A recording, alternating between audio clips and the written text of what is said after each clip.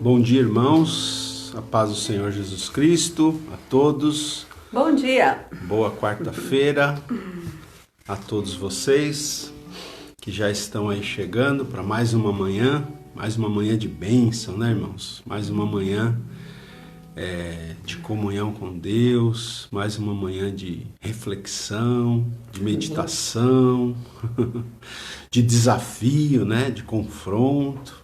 Amém, graças a Deus. Vamos dar uns bons dias aqui, ó. Vamos ver quem que já tá com a gente aqui hoje, dando bom dia. Vamos lá, deixa eu ver aqui, ó. Adriele Anjos, a irmã Ana Félix. Ana Maria Félix. Sandra Rodrigues, Miriam Albano, Francisca Vanduila, Carlos Munhoz, Marcos Amaral, irmã Luzia, né? Luzia de Fátima, Rosa Lousada, meus pais já estão com a gente também. Bom dia. Irmã Angelina Nutti, bom dia, irmã Angelina. Irmão Aimone também, né? Deve estar com ela lá. Zé Reis, Orlando Figueiredo, irmã Lourdes, Lilian Gonçalves. Bom dia. Irmã Maria Hélia. Enfim, todos aí. Amém. Irmã Iraci Martins e outros que estão entrando, né? Se você já está aí com a gente, dá um bom dia aí, gente. Eu percebo que tem muita gente que entra, né, na transmissão, mas não dá nem um bom dia, não curte, não dá a paz do Senhor para os irmãos. O que é isso, irmãos? Que é isso, né? Digita alguma coisa aí. Tá bom? Então é isso aí, ó. A irmã Rai Correia já está também com a gente, dando bom dia, né? Tá bom? Povo fiel. Antônio Carlos, bom dia. Neide Lima, amém. Então, Adelaide Gadelha, bom dia para o pessoal. Então, Simone, vou passar aqui a palavra para a Simone e ela vai fazer esse primeiro momento com a gente aqui. Amém, né, gente? Glória a Deus por essa manhã, mais um dia, né, de vida que o Senhor nos concede e isso é muito bom. Amém? Nós louvamos a Deus pelo cuidado dele sobre a nossa vida. E eu quero só deixar um versículo do Salmo 42 que diz assim: como a corça suspira pelas correntes das águas, assim por ti, ó Deus, suspira a minha alma. A minha alma tem sede de Deus, do Deus vivo. Amém? Então que nessa manhã o nosso desejo, nosso anseio seja assim buscar a presença do Senhor, ouvir Ele falar ao nosso coração, meditar na sua palavra. A corça é um bichinho assim que aqui diz, né, que ela, como ela corre, né, muitas vezes num lugar árido e seco, ela fica desesperada por encontrar um pequeno manancial de água para se saciar. Então o salmista traz essa aplicação para nós, que esse anseio possa ser profundo no nosso coração pela presença de Deus, mais do que qualquer outra coisa, amém? E possa ficar essa aplicação para nós nesta manhã, tá bom? Eu vou cantar um louvor aqui com vocês.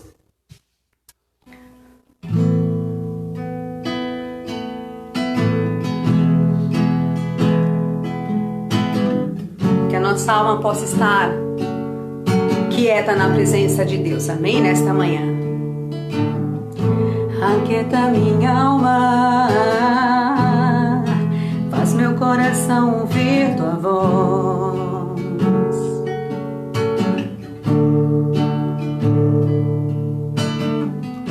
Me chama pra perto, só assim eu não me sinto só.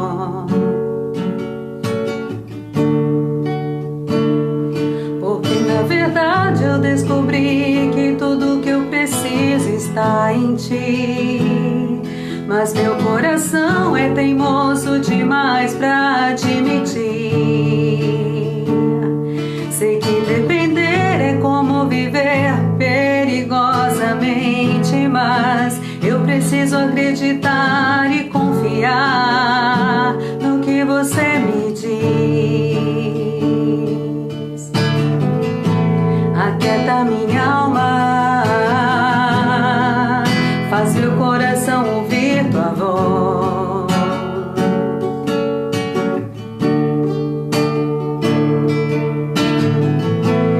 Chama pra perto, só assim eu não me sinto só.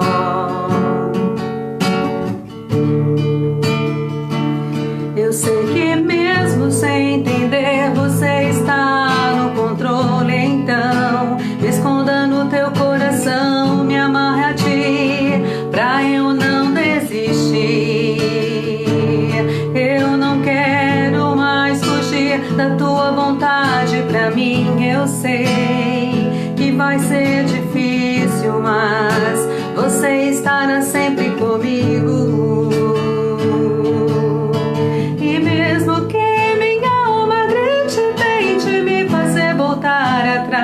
Eu vou confiar, eu vou descansar e me lançar no teu amor,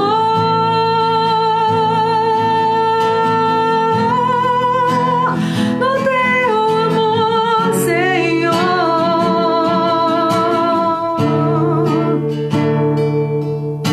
O tempo não pode apagar, as muitas águas nunca levarão o amor que você sente por mim. Eu sei que tudo vai se cumprir.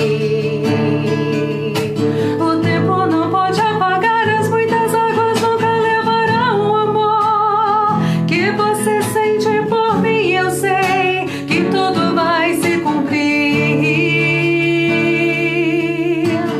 Vai ser difícil, sei, largar tudo por você, mas eu sei que quando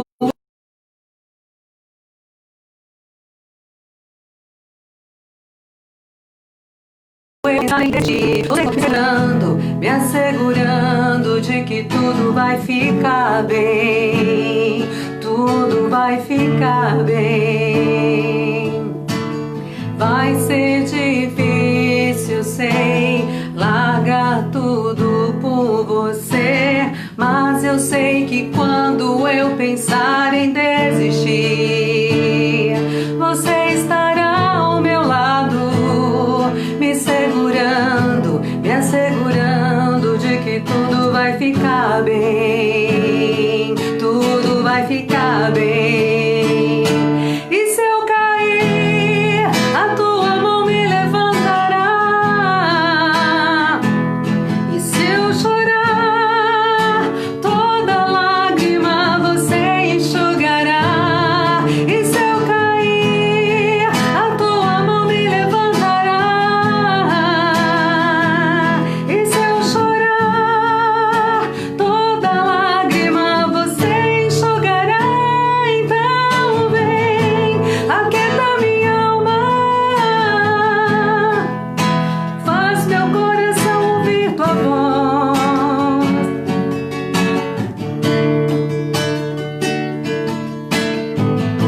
Me chama pra perto, só assim eu não me sinto só.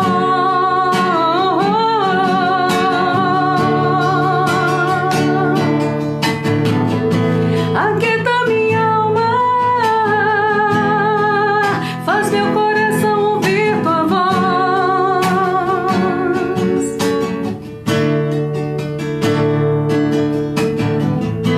Me chama pra perto, só assim eu não me sinto só.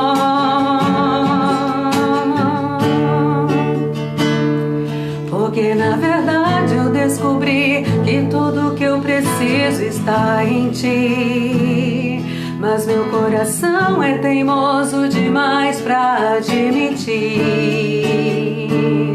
Sei que depender é como viver perigosamente, mas eu preciso acreditar e confiar no que você me diz.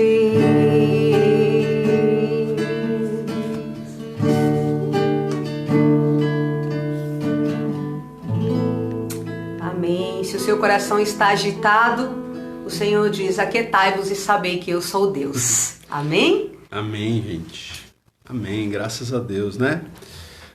Pessoal, é o seguinte, você que está aí com a gente, não saia daí, tá? Porque hoje nós vamos falar de um tema muito interessante.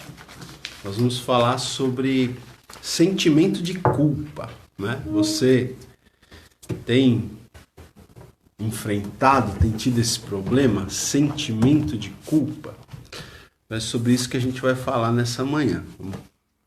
Provavelmente vamos apenas começar, né, a falar sobre isso hoje, tá? Então, acabei de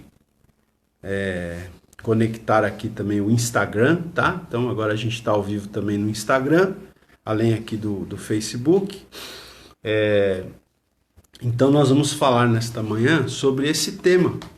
Tema bem interessante também, né, gente? Que esse tema... sentimento de culpa, esse tema ele tem a ver tanto com a questão emocional, tá? Que tem muitas pessoas que estão atormentadas, né, por sentimentos de culpa, não conseguem se perdoar, não conseguem se apropriar do perdão de Deus para as suas vidas, né? Tem muita gente que está lidando com isso. E então tem a ver com a questão emocional, mas também com a questão espiritual, né? Que está muito ligado, né? Eu acredito que está sempre ligado, né? Mas talvez esse tema de uma maneira especial esteja ligado, né? Estejam ligadas essas questões emocional e espiritual, tá? Então, queridos, nós vamos começar lendo um texto bíblico, né? A gente sempre gosta de começar aqui lendo um texto bíblico.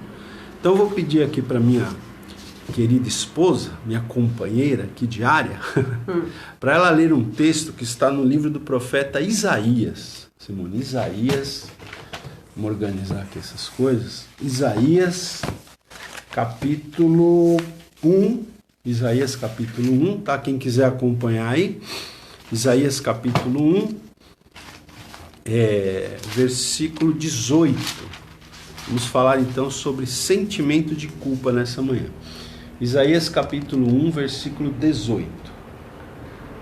Diz assim: vinde, pois, e arrazoemos, diz o Senhor. Ainda que os vossos pecados sejam como a escarlata, eles se tornarão brancos como a neve. Ainda que sejam vermelhos como o carmesim, se tornarão como a lã. Isso, então é um texto maravilhoso, né? É um convite do Senhor aqui, né? É um convite do Senhor. Olha, vinde e arrazoemos, né? Vamos aqui, vamos conversar, vamos arrazoar, vamos aqui conversar, né? Vinde e arrazoemos, diz o Senhor. Discutir, né? Ele fala, né? É como se ele fosse discutir. Uma discussão, né? No bom sentido, né? Vamos arrazoar, vamos conversar. Ainda que os vossos pecados sejam como a escarlata, né? Escarlata é um sinônimo de algo vermelho, né? Ainda que os vossos pecados sejam como a escarlata, eles se tornarão brancos como a neve. Ainda que sejam vermelhos como o carmesim, se tornarão como a lã. Amém? Olha que texto lindo, né, irmãos? Que promessa maravilhosa. Então veja, estou me baseando aqui também nessa manhã, mais uma vez, no livro O Poder da Esperança, né, que a gente tem usado em várias ocasiões aqui. E eu até comecei eu estava vendo aqui, lendo, né, nessa manhã, e o capítulo, ele não é muito grande, esse capítulo aqui, mas ele termina com uma espécie de um teste, né? Ele coloca aqui algumas perguntas no final do capítulo, como que para a gente fazer um teste se nós temos esse problema ou não. Então, eu fiquei pensando, viu, Simone, da gente começar a lançar essas perguntas aqui, né? Embora aqui tá no final do capítulo, mas eu queria começar com as perguntas, porque é como se fosse uma espécie de uma avaliação, né? Uma avaliação. Você é uma pessoa que tem sido atormentado por problemas de sentimento de culpa, né? Então, olha só. Antes de fazer essas perguntas, eu quero ler uma frase aqui que ele diz assim: há uma relação direta entre determinadas condutas e o sentimento de culpa, tá, gente? Olha que interessante. Há uma relação direta entre determinadas condutas e o sentimento de culpa. Quer dizer que uma pessoa que se sente culpada, uma pessoa que é atormentada, né, vamos dizer assim, por sentimentos de culpa, essa pessoa ela termina expressando isso através de conduta. Tá? Uma pessoa que interiormente, espiritualmente, emocionalmente, ela está afetada por sentimento de culpa, ela termina mostrando isso no comportamento, mostrando isso nas condutas. Tá? Então, algumas questões aqui, olha, que são colocadas aqui para a gente refletir. Tá? Primeira, você cresceu em um ambiente onde havia autoritarismo e intimidação, né? Aqui é uma coisa interessante. Ó.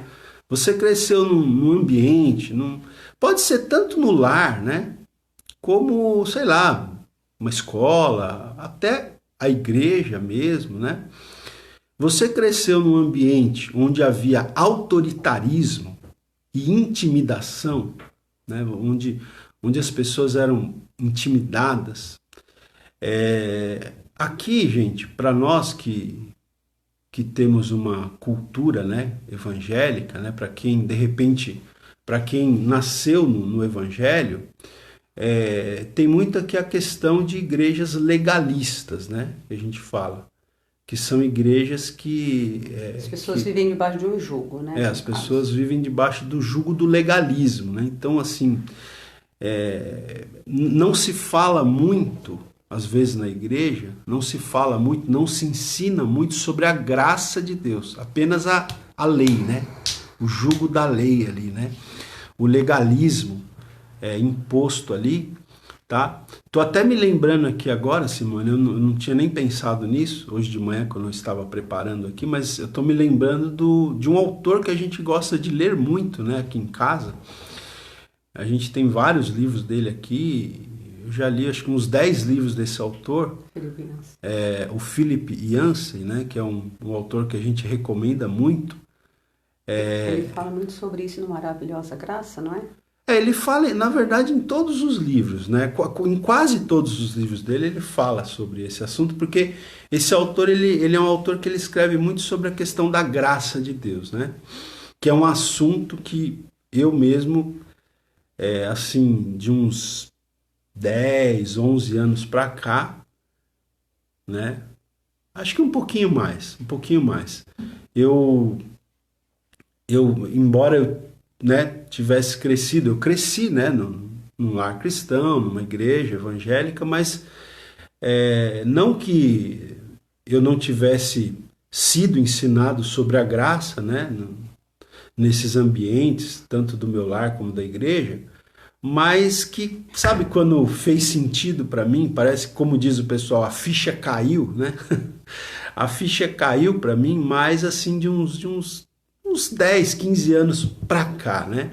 Que eu comecei a ler alguns livros sobre esse assunto, comecei a ter também alguns problemas pessoais, né?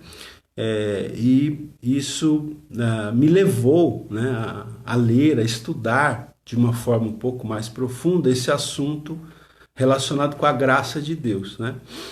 E um dos autores que a gente mais gosta de ler, tem vários, né? Mas eu quero recomendar aqui, quem quiser, já vou, vai vindo na minha mente, eu já vou falando, senão depois eu esqueço, né? Um dos autores que a gente mais gosta de ler é o Philip Yancey, que fala muito sobre isso. Tem um outro também que eu comecei a ler de uns anos para cá, que eu já li vários livros também, acho que uns 10 livros também desse autor, que é o Brennan Manning, né?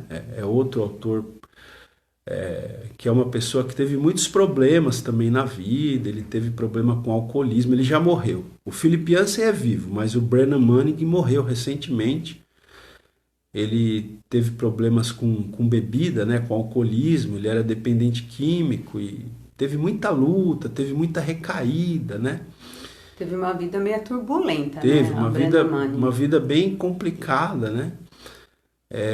E então ele, até um dos livros mais conhecidos que ele escreveu, tem um nome até interessante, que é O Evangelho Maltrapilho, né?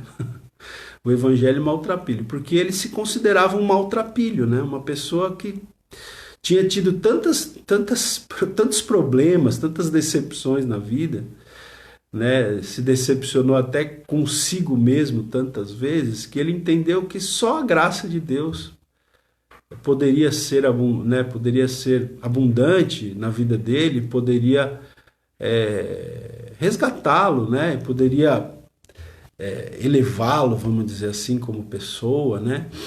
Então, gente, e tem outros, né? A gente tem lido, tem o David Seamands, que é outro autor maravilhoso que fala sobre a graça, tem o Charles Swindoll, né? Tem vários autores. Então, mas voltando aqui, por exemplo, o Philip Yancey, que eu estava falando para vocês, ele conta, né, que ele cresceu numa igreja muito legalista, sabe?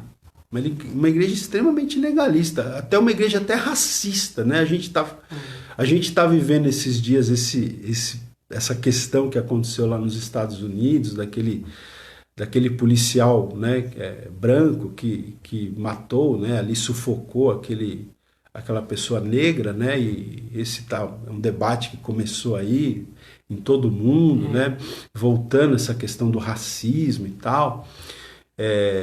Né, que a gente condena, obviamente. O racismo é uma coisa vergonhosa e condenável, né? A atitude daquele policial foi condenável, totalmente errada, mas o Philip Yancey, esse autor que a gente falou que a gente gosta de ler, ele fala que ele cresceu numa igreja. Ele é um homem já, hoje ele deve ter mais de 70 anos, né? Então ele viveu aquela época do Martin Luther King nos Estados Unidos, né? A época da segregação racial. A época que existia, né, aquele problema de segregação racial. O apartheid é um problema semelhante, mas o apartheid foi na África do Sul, né? Ele teve os resquícios nessas coisas, e isso influenciava muito a própria igreja, né? A igreja do Philip Yancey nos Estados Unidos era uma igreja racista, não podia entrar negro, pra você ter uma ideia. Philip Yancey já é de uma pessoa de idade, viu, gente? Ele tem mais de 70 anos, então ele viveu na década de 60 nos Estados Unidos, que foi aquele momento da luta pelos direitos civis dos negros, né? Em que o Martin Luther King liderou aquela luta pelos direitos civis. Então o Philip Yancey, ele era do sul, né, dos Estados Unidos, que era o lugar que tinha, né, mais racismo, assim, né? Sempre foi o lugar que teve mais racismo, intenso, né? Então ele fala que ele era interessante, ele fala que ele era racista, né? Porque ele era influenciado dentro da própria igreja, não podia entrar negro na igreja de jeito nenhum, né? Então, gente, e aí ele fala que ele foi criado numa igreja assim muito legalista, né? Não tinha graça. Imagina, se uma igreja que você proíbe a entrada de negro, onde que está a graça de Deus aí? Não podia fazer nada. Né? Era muita lei, era muito jugo, né? Então, isso trouxe vários problemas emocionais para ele, né? Até que ele foi, então, depois, com o tempo, né? Muito interessante ler esse autor, porque ele conta muito a vida dele, vai mesclando com a Bíblia, né? Ele teve muitos problemas, né? Depois até ele teve uma época que ele quase naufragou na fé, né? Ele quase saiu da igreja.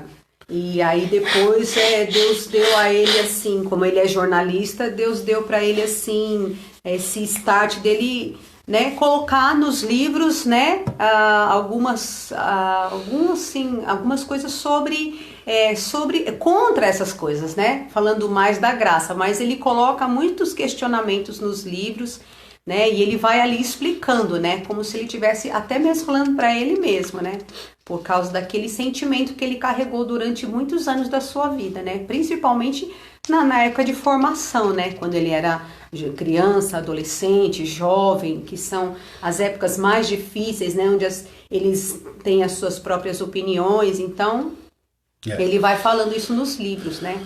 Exatamente. Então, assim, ele conta, esse autor, ele conta a jornada espiritual dele, né? Então, esse período em que ele estava nessa igreja extremamente legalista, racista, né? Isso afetou muito a fé, o relacionamento dele com Deus, né? Ele se tornou uma pessoa muito cética, muito incrédula. Mas aí, com o tempo, né? Ele, de alguma maneira, ele tinha alguma raiz, né? Alguma semente que tinha ali no coração dele. Aí ele foi se voltando para Deus, mas ele foi descobrindo um outro lado da fé que ele não conhecia, né? Porque ele associou aquela igreja legalista, ele associou aquela cultura, aquela igreja racista com Deus, como se Deus fosse um Deus legalista e racista, né? Porque ele cresceu numa igreja que tinha esse contexto, então ele achou que Deus fosse né, vamos dizer, legalista, racista. Até que ele começou a ter um contato com a mensagem verdadeira do evangelho, né, gente? Porque o evangelho que a gente tem na Bíblia, o evangelho que a gente tem nas epístolas, nos evangelhos, é o evangelho da graça de Deus, né? É o evangelho da graça. O apóstolo Paulo diz em Efésios capítulo 2, versículos 8 e 9, porque pela graça sois salvos, mediante a fé. Isto não vem de vós. A salvação não vem de vós, é dom de Deus, é dádiva, é presente de Deus. Não pelas obras, para que ninguém se glorie. Nós não somos salvos pelas obras, pelos méritos pessoais, pelo desempenho pessoal. A salvação é pela graça de Deus. É graça, não é mérito. Não é desempenho, não é favor que você alcança pelo seu desempenho, pelo cumprimento de obras, de leis. Não. A salvação é pela graça. Tá?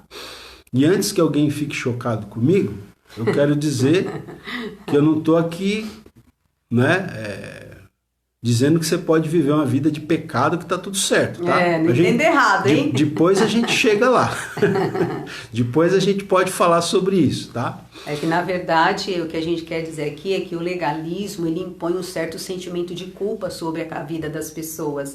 Porque, por mais que a gente conhece a palavra, a gente quer fazer, né, o que é certo, mas tem muitas coisas que é difícil para nós. A gente quer alcançar, né, a obedecer a palavra, mas nós não vamos assim chegar à perfeição plena, né? Então a igreja muitas vezes que traz aquele legalismo, é como um jugo. As pessoas, elas ficam com esse sentimento de culpa, como se elas fossem erradas, se elas não fossem merecedoras da graça de Deus, do perdão de Deus. Por quê? Porque elas estão sempre errando. Perfeito. A perfeição tem que ser o nosso alvo, né? A Bíblia diz: sede perfeitos como o vosso Pai, né? O apóstolo Paulo escreveu isso, acho que em Efésios 5. Então, a perfeição é o nosso alvo, né? Mas nós, nessa terra aqui, a gente não vai alcançar a perfeição. Até porque a gente tem dentro de nós, né? O velho homem está aí ainda. A gente está lutando contra ele todos os dias, né, gente? Mas, bom, então, vamos lá. A gente não saiu nem da primeira pergunta. Você fez a primeira pergunta e já está quase na metade do tempo. Mas não tem pressa, né, irmãos? Para que pressa, né? Vamos com calma, né? Se não der para, com certeza não vai dar para a gente terminar. Hoje a gente pode, a gente tem ainda quinta, sexta, é um tema muito interessante. Esse tema me mexe muito comigo, né? Então, gente, veja, olha só que interessante, né? Então a pergunta é que você cresceu em um ambiente onde havia, né, legalismo, né, intimidação, autoritarismo. Isso daí, se você cresceu num ambiente assim, às vezes dentro do lar, dentro da igreja, isso pode acarretar um sentimento de culpa, né? A pessoa pode sentir o peso do sentimento de culpa, tá? Então veja como é interessante, né, gente? A gente precisa aprender, nós precisamos aprender a nos conhecer, né, a nós mesmos, a conhecer. Veja como é importante você pensar, você refletir um pouco na sua história, na sua jornada, né? Isso é tão interessante, pessoal. Eu gostaria que essas lives, né, fossem realmente um momento de introspecção, né, que a gente pudesse voltar um pouquinho no tempo, repensar o nosso passado. E não, assim, se você de repente foi criado numa igreja, né, que tinha uma pegada mais legalista, não se revolte não contra a igreja, contra o pastor ou contra os seus pais, de repente, porque às vezes as pessoas, elas não há uma maldade nisso, né? Há uma falta de conhecimento, há uma certa ignorância das pessoas, não ignorância no sentido de estupidez, ignorância no sentido de desconhecer, né? Então, por isso que o conhecimento, né, gente, é tão importante. O conhecimento da verdade liberta a gente, né? O que Jesus disse? Conhecereis a verdade e a verdade vos libertará. Então, quando você conhece a verdade, quando você entende essa questão de que a salvação, a justificação, a sua aceitação diante de Deus não se dá por seus méritos, não se dá por suas obras, não se dá pelo seu desempenho pessoal. Isso é libertador, gente. Porque tem gente que acha que Deus só vai aceitar ele se ele tiver nota 10, né? Se ele tiver um desempenho 100% de acordo com aquilo que o padrão de justiça. Mas ninguém consegue isso, ninguém. O ser humano não consegue. Só teve um homem na face da Terra que estava 100% conformado com o padrão da justiça de Deus. Sabe quem foi esse homem? Jesus. Por isso que ele pôde morrer na cruz por nós, né?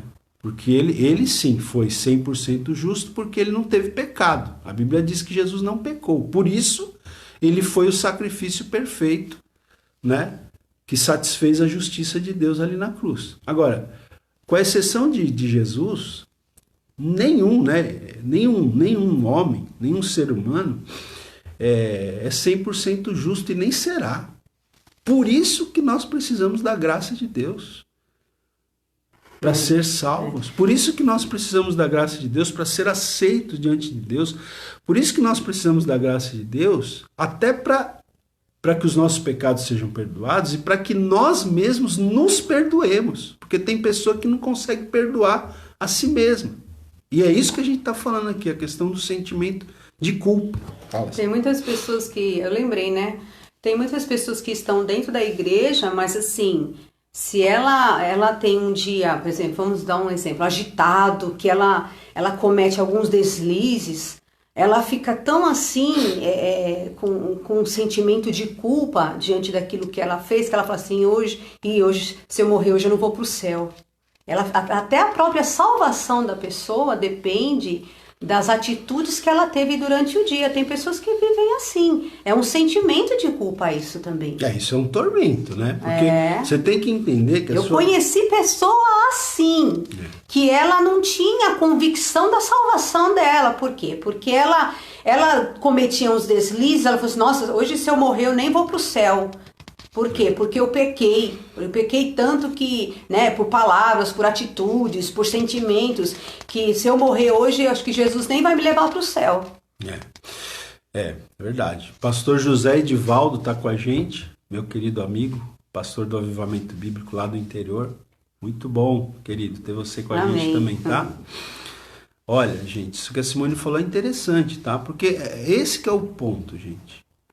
Veja, porque uma pessoa que vive assim, né, ela não tem convicção da salvação dela, né? Por quê? Nós temos dias bons, né? E nós temos dias ruins, né? Nós temos dias, de repente você tem um dia que você acordou mais cedo, você orou, você leu a palavra, você faz aquele propósito, hoje eu vou ficar em santificação diante do Senhor, e você passa um dia assim em comunhão com Deus, né? Então tem gente que pensa assim, bom, aí chega no final do dia e fala assim, ó, se Jesus voltar essa noite, eu tô no céu, né? Beleza. Aí tem um dia que não foi bom. Você não conseguiu orar, você não conseguiu ler a palavra, você até, infelizmente, pecou e aconteceu uma situação, você caiu em tentação, você errou, né?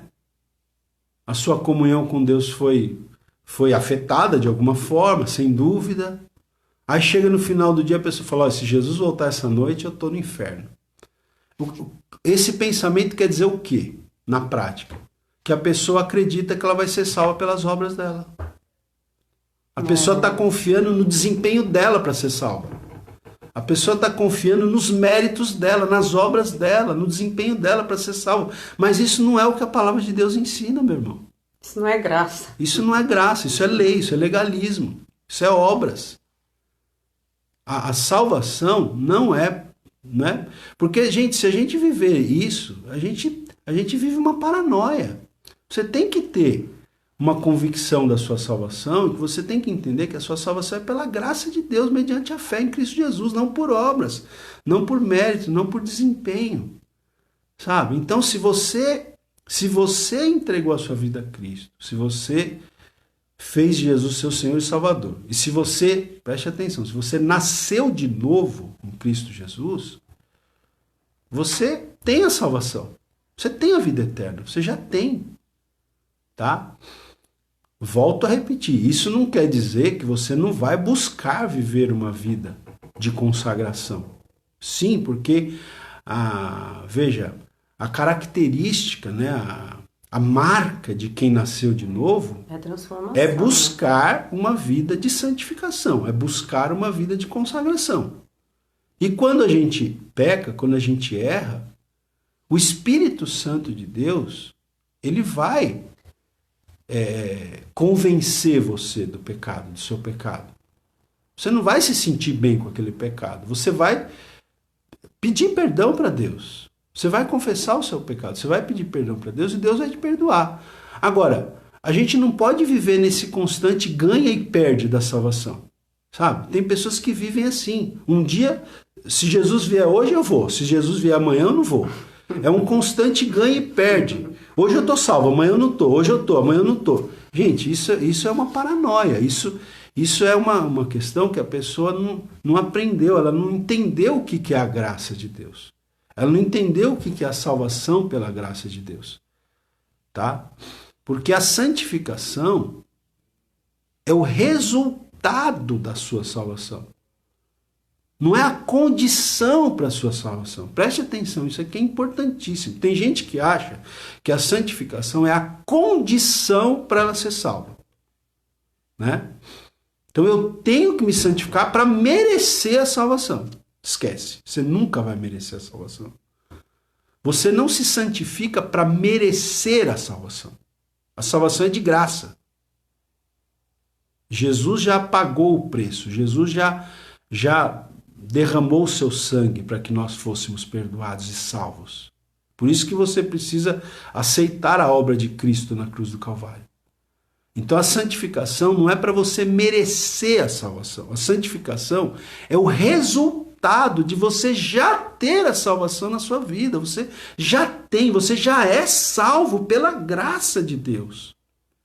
Então, até como uma gratidão que você tem a Deus, e porque você tem o Espírito Santo que habita em você, você vai buscar se consagrar, se santificar. E quando você errar, você não vai perder sua salvação porque você pecou. Não é porque você desagradou a Deus num ato, numa palavra, numa atitude. Você não vai perder sua salvação por causa disso. Você continua salvo, irmão. Agora, o Espírito Santo vai te convencer quando você errar. E você vai confessar o seu pecado. E a sua comunhão está restaurada com Deus. Né? Então, assim, igrejas legalistas, às vezes, tendem a ensinar as pessoas essa coisa de você ganha e perde a salvação, ganha e perde, ganha e perde, ganha e perde. Não é? Mas isso não é bíblico, irmão. Não é. Leia as epístolas do apóstolo Paulo. O apóstolo Paulo é o apóstolo da graça. O apóstolo Paulo é o maior defensor da salvação pela graça. Leia a epístola de Paulo aos Gálatas. Os Gálatas estavam, né, querendo voltar lá para né, as obras. Não é? Aí ele fala, como que vocês saíram tão depressa do evangelho que eu ensinei para vocês, o evangelho da graça, para outro evangelho? Não é? Então, pessoal, é isso. A gente deu uma volta aqui. Não, mas é isso aí, é tudo para falar, porque o sentimento de culpa, ele tá muito relacionado a essas coisas também, né? Então, a pessoa, ela carrega um jugo sobre ela mesma por causa de uma atitude que ela teve no passado, ou mesmo no presente, ela teve uma atitude e ela se culpa por aquilo. Ela não se perdoa. Né? E a igreja, ela precisa ensinar mesmo sobre a graça, porque existe aquela frase, não há nada que você faça mais para que Deus te ame mais ou te ame menos. Deus te ama. Deus te ama. Né? É lógico que a gente precisa mesmo, né? Não é por causa disso que eu vou sair pecando o tempo todo. Mas a graça é um favor imerecido.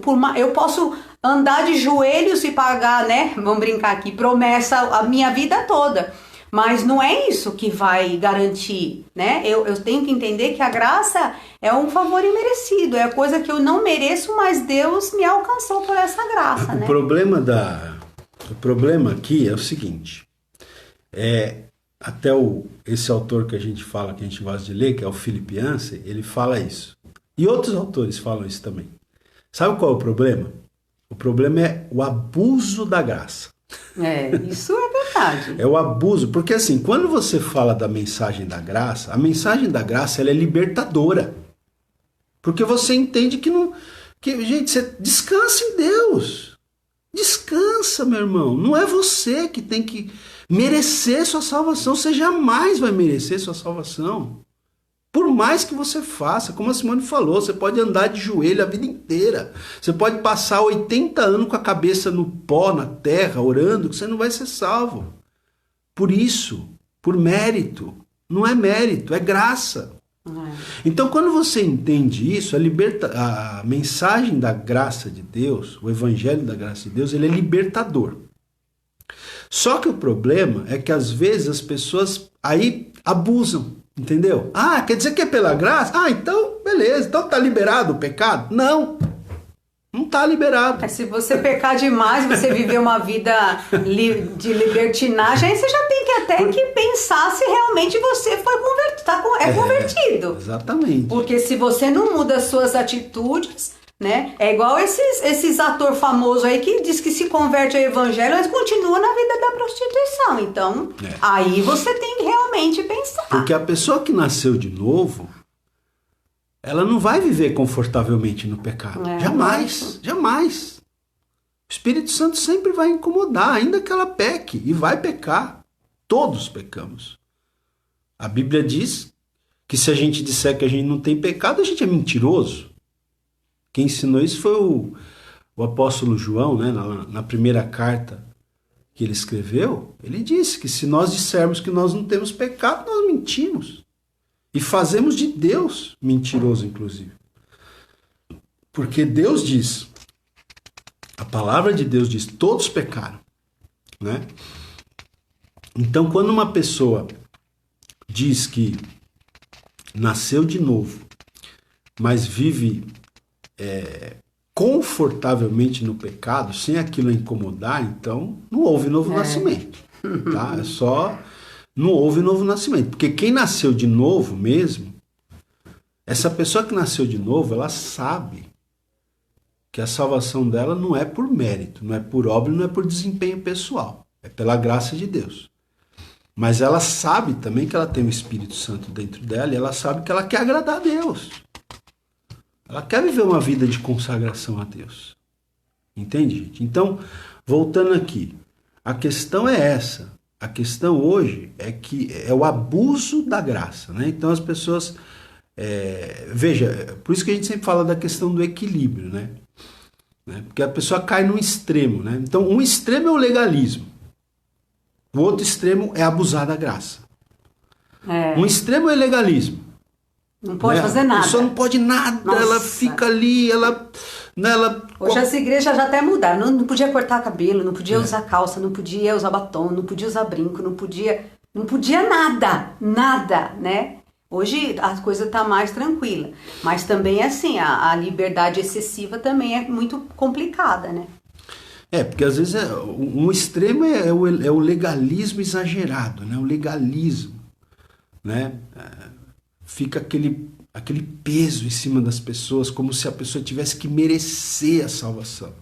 E ninguém consegue, né? Porque a gente é imperfeito, a gente peca, a gente decepciona a Deus, a gente decepciona a nós mesmos, nós decepcionamos as outras pessoas. Então, um extremo é o legalismo, o outro extremo é o abuso da graça. Porque aí tem gente que pega o evangelho da graça e abusa dele. Fala, é pela graça? Então vou pecar à vontade, é pela graça mesmo. Mas até o apóstolo Paulo, ele fala isso, né? Eu acho que a gente vai ter que ir para esse texto. Romanos 5. Vamos terminar aqui, ó. Já são 10:09. Amanhã a gente volta, hein, gente, nesse tema. Só fez uma pergunta? A gente não saiu da primeira pergunta aqui hoje. Vamos lá, Romanos capítulo 5. Quer ver? Olha só. Deixa eu ver aqui. Olha que coisa interessante, né? O apóstolo Paulo diz aqui em Romanos 5:20. Romanos 5:20, tá? Ele diz assim, um texto que vocês conhecem bem, né? Ele diz assim, onde abundou o pecado, o que aconteceu, Simone? Onde abundou o pecado, superabundou a graça. Onde teve muito pecado, a graça foi muito maior que o pecado. Onde abundou o pecado, superabundou a graça. Então aí, veja, já naqueles dias do apóstolo Paulo, já tinha gente que falava isso. Então quer dizer que onde abundou o pecado, superabundou a graça? Então vamos pecar mais, porque quanto mais a gente pecar, a graça vai ser maior ainda. Então vamos pecar. Solta aí, libera geral. Porque se onde abundou o pecado, superabundou a graça, vamos pecar, porque quanto mais pecado, mais graça. Né? Olha aí, essa é a visão extremista do outro lado. De um lado você tem o legalismo, do outro lado você tem o abuso da graça. Tá? Então essa visão do abuso da graça já estava presente lá nos dias do apóstolo Paulo, quando ele ensinava essa doutrina do evangelho da graça. Só que aí, gente, olha só, o que ele mesmo diz.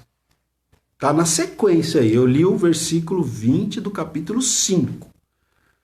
Tá? Aí no versículo, logo na sequência, eu vou pular aqui o versículo 21, aí já vem o capítulo 6. Aí no versículo 1 do capítulo 6, Paulo faz uma pergunta. Que diremos, pois? Permaneceremos no pecado para que seja a graça mais abundante? Olha aí. E aí, gente? Bom, onde abundou o pecado, superabundou a graça. Então vamos permanecer no pecado para que a graça seja maior ainda, é isso? Aí ele responde no verso 2: de modo nenhum.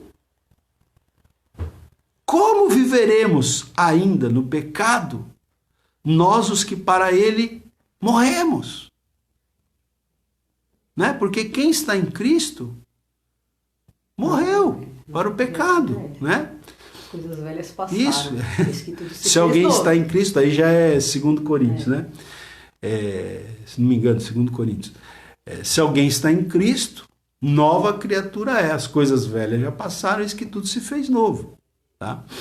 Então, como nós vamos viver no pecado? Nós, os que para ele já morremos, né? Então é isso, gente, tá? Agora, o próprio apóstolo Paulo, ele reconhece, é uma luta, gente. É uma luta, né?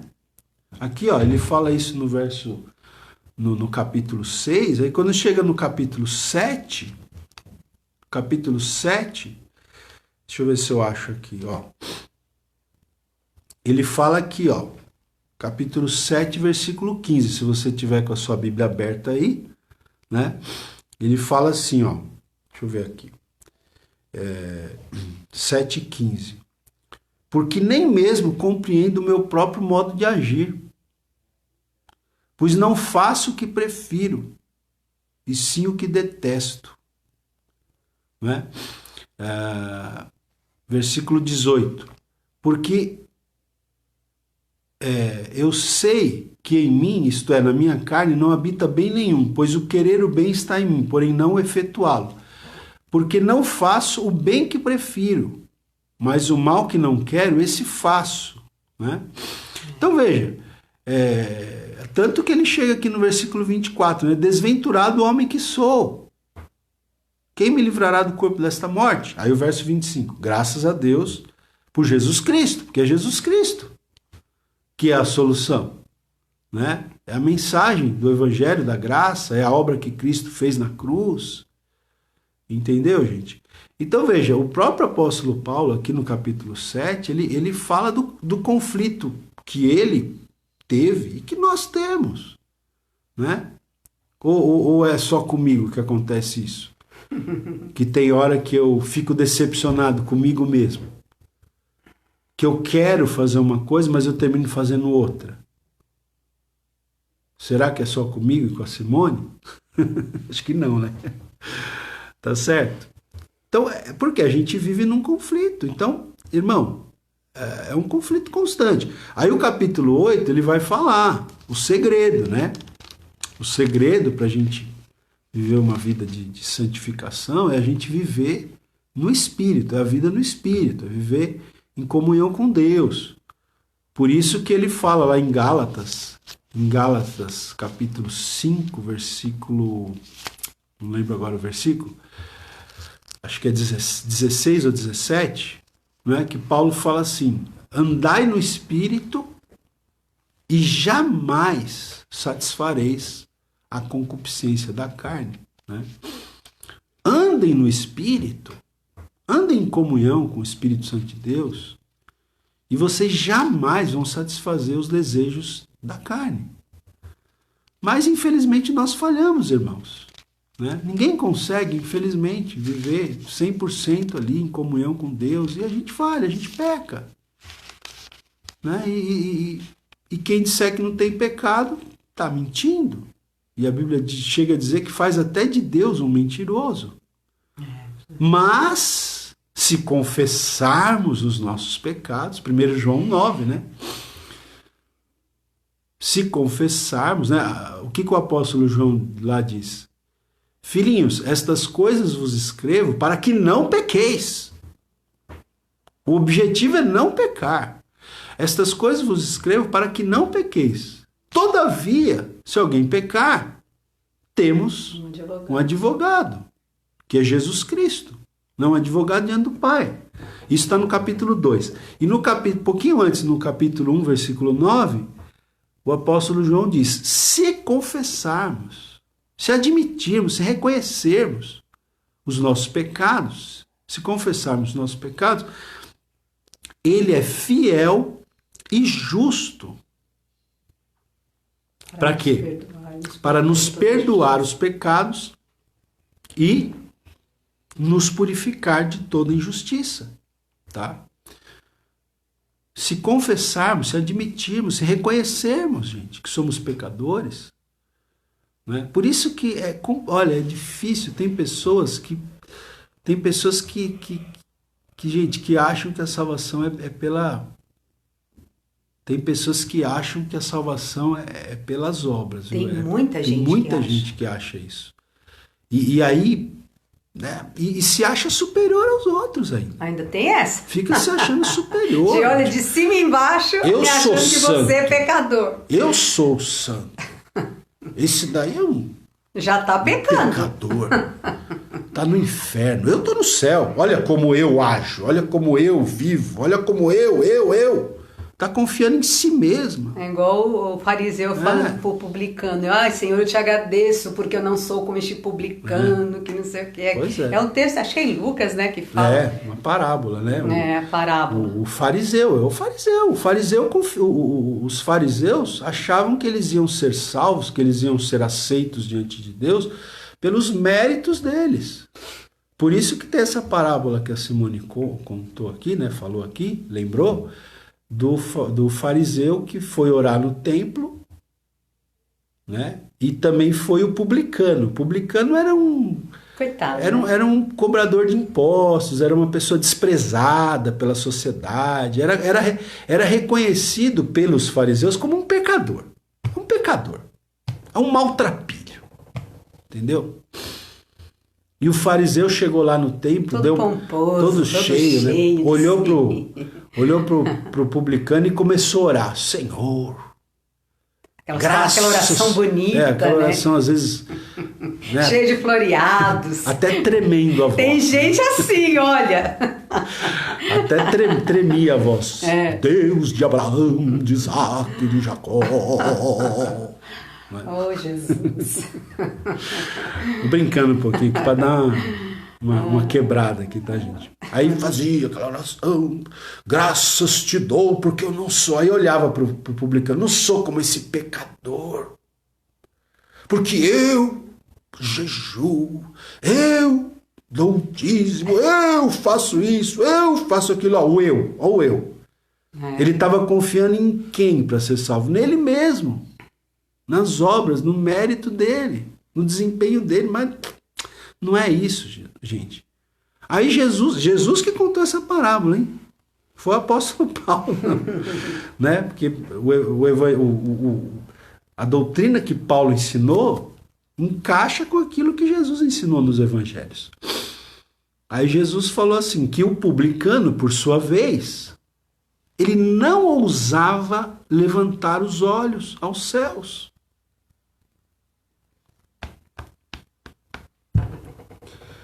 E ele batia no peito, dizendo, Senhor, tem misericórdia de mim, porque eu sou um pecador. Eu preciso da tua graça, Senhor. Se não for a tua graça, eu estou perdido. E aí Jesus perguntou, qual dos dois saiu justificado? Foi esse, irmão, que não olhou para os seus méritos, que olhou para a graça. Olha para a graça de Deus nessa manhã. Amém. Se apega com a graça, não é pelos seus méritos. Não faça disso uma desculpa para você viver no pecado. Mas se aproprie da graça de Deus que liberta, que te perdoa. É a graça, gente. É pela graça. Pela graça vocês são salvos. Não pelas obras. Pela graça sois salvos mediante a fé.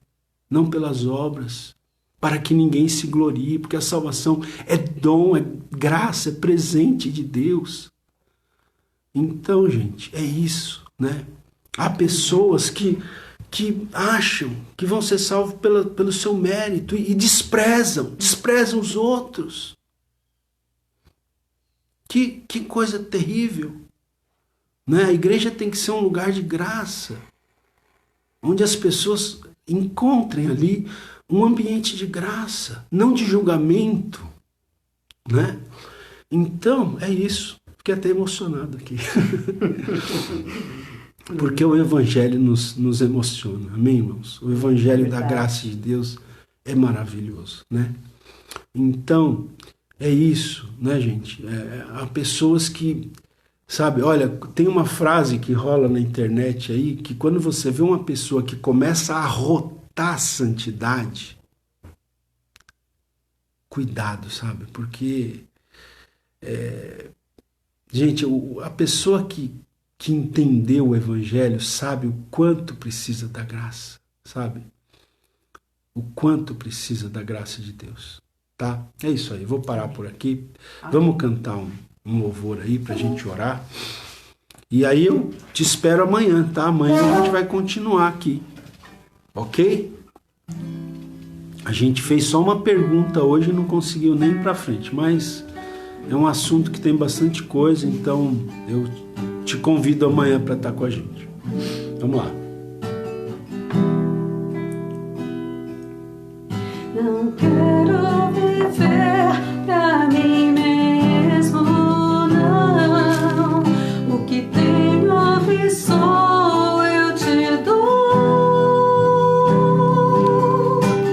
O teu amor tocou meu coração. Quero sempre te exaltar. Não quero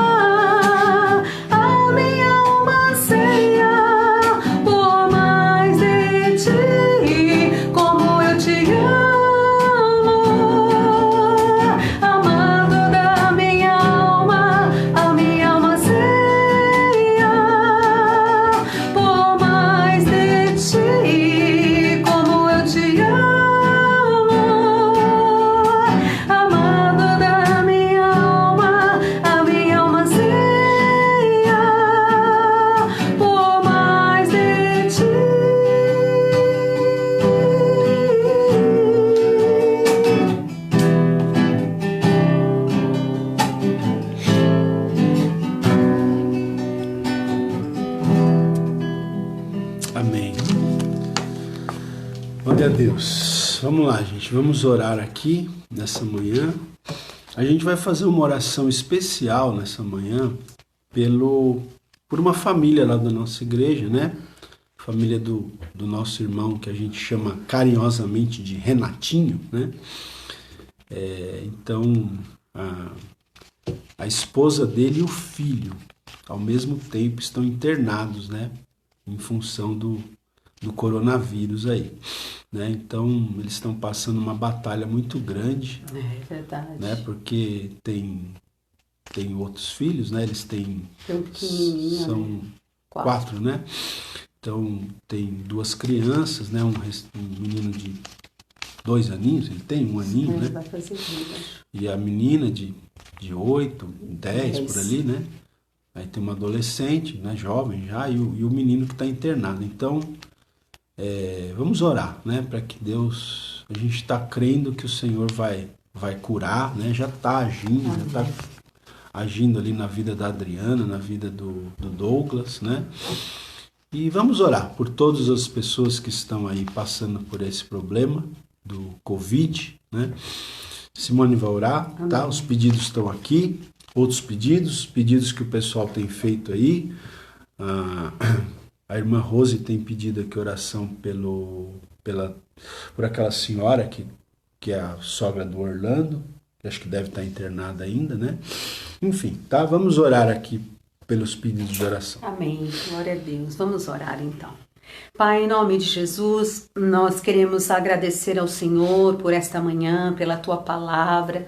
por este momento, Senhor, tão maravilhoso que podemos passar na Tua presença. Obrigado por Tua graça, Senhor. Ó Deus, como diz aquele louvor, a Tua graça é melhor do que a vida. Por isso os meus lábios te louvam, Senhor, porque é só pela graça mesmo do Senhor, Pai. Muito obrigado, Senhor, pelo teu amor, pela tua graça e pela tua misericórdia, Senhor, porque a cada dia tem nos alcançado. Nós te louvamos, Senhor, nós te agradecemos, Pai, em nome de Jesus. E oramos, Pai, por esses pedidos de oração, por essas vidas que, ó Deus querido, estão aqui, Senhor, neste papel, cada uma das suas necessidades, Pai, visita, Senhor. Senhor, alcança com o teu poder e com a tua misericórdia. Senhor, abre as portas. Senhor, abençoa as finanças. Senhor, supre as necessidades dos seus filhos. Traz a cura, Senhor, seja física, Pai, seja a cura emocional. Senhor, visita, Senhor, abençoa as famílias. Senhor, trabalha no coração dos pais, no coração dos filhos. Trabalha, Senhor, no relacionamento conjugal. Deus, em nome de Jesus, o Senhor é aquele que sabe, Pai, de todas as coisas. O Senhor é aquele que na tua palavra diz que está, Senhor, com seus olhos sobre toda a terra. O Senhor é aquele que observa a vida dos homens. O Senhor é aquele que está, Senhor, observando e vendo todas as coisas. E o Senhor conhece cada necessidade. O Senhor sabe o que se passa no profundo dos corações, os seus anseios, os seus conflitos, os seus questionamentos. Senhor, nós clamamos ao Senhor. Responde a oração. Responde, Senhor, aquilo que os seus filhos têm perguntado nos seus corações.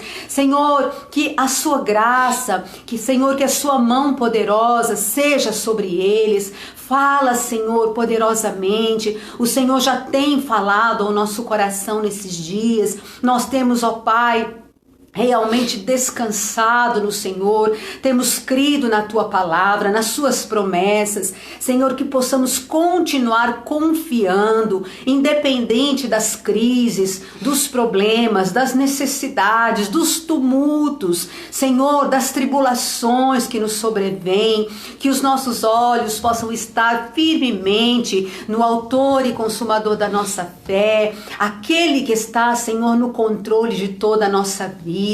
Que a nossa alma possa, Senhor, descansar nos seus braços, que nós possamos, ó Pai, sentir a tua graça, possamos ver o teu olhar de amor, o teu cuidado sobre cada um de nós nesta manhã, Senhor. Visita a Adriana, visita o Douglas ali naquele hospital, Senhor.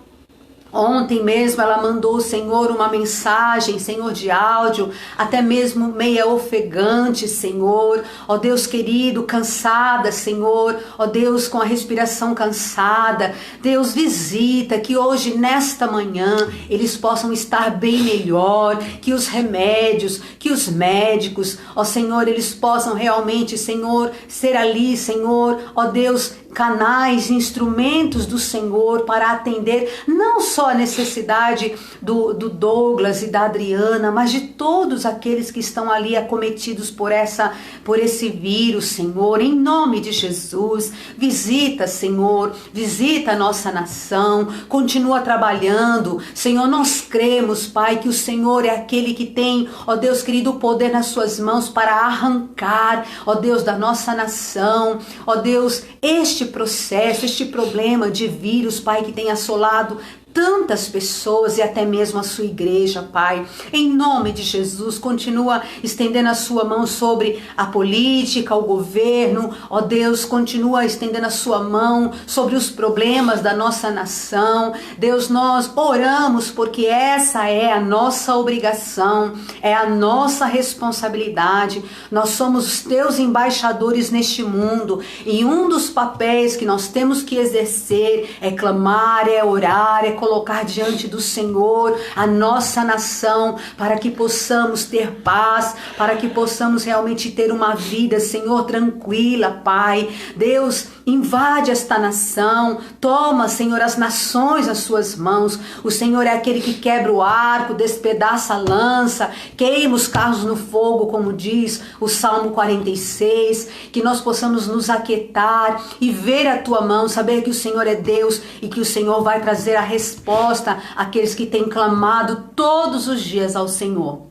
Nós oramos nesta manhã, Senhor, convictos e confiantes da resposta de nossas orações, porque somos dependentes, precisamos, Senhor, do Senhor para julgar as nossas causas, Pai, para realmente estar sobre as nossas vidas. Muito obrigado, Senhor. Nós oramos nesta manhã, em nome de Jesus. Amém. Amém, irmãos. Que bênção, né? Graças a Deus, tá? Amém.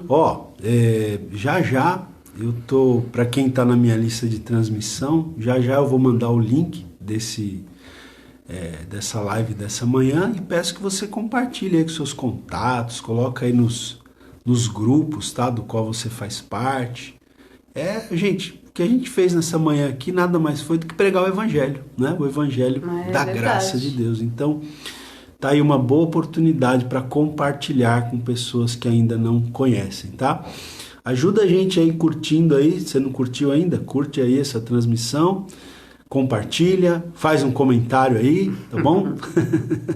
Faz um comentário aí e compartilha com outras pessoas, tá? E aí amanhã, permitindo Deus, amanhã é quinta-feira, né? Amanhã a gente volta para fazer as outras perguntas, né? para continuar, né, falando, enfim, sobre esse tema. Não deu nem para começar hoje, mas como eu tenho falado para Simone, a gente não precisa ter pressa, né? Não precisa ter pressa. Vamos com calma, vamos deixar o Espírito Santo dirigir a gente aqui e a gente vai aos pouquinhos falando sobre os assuntos aqui que o Senhor vem trazendo no nosso coração, tá bom? Amém. Então, bom dia, boa quarta-feira, Deus abençoe a sua vida, a sua família, que Deus nos abençoe e nos guarde em mais um dia. Em nome de Jesus. Em nome de Jesus, tá Amém, bom? Fica na queridos. paz. Deus abençoe, queridos. Até amanhã, se Deus quiser. Amém.